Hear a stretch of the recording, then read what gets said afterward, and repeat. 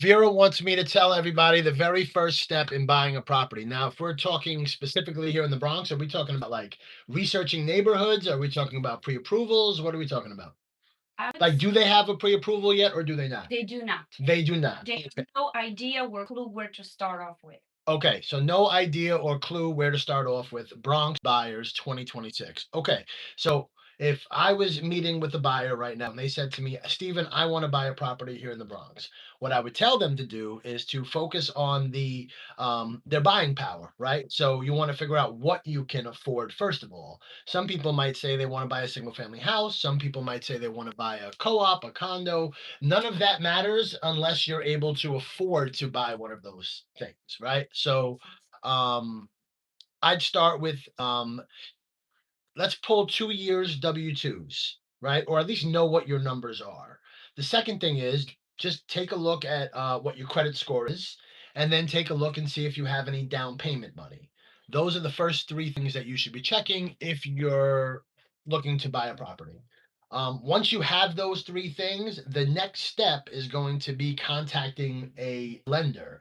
Now, what I always tell people is if you've been banking with Citibank, Chase, Wells Fargo, one of the big people or one of the big banks, go to them first and see what products they offer. Do not let them do a hard inquiry on your credit report, though, because you should kind of know what your credit score is walking in there.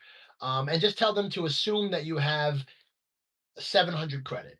If you do. If you don't, then ask them what their credit score limits are. A lot of these programs focus on saying, well, you have to have at least a minimum of 680 or a minimum of 650. So talk to one of the big banks and find out what they offer. Now, from there, you should have a very good idea of what you can afford and what it's going to cost you per month. So that's where I would start if I was a buyer right now in the Bronx. Which is a great step and a great advice for our audience who actually don't know where to start. Yeah.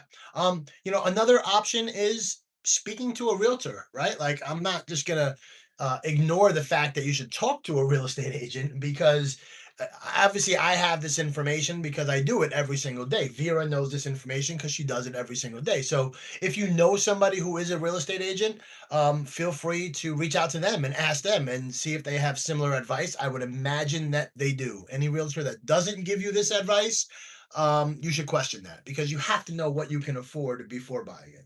So that's our real estate tip for the day. This is focused on Bronx buyers in 2026.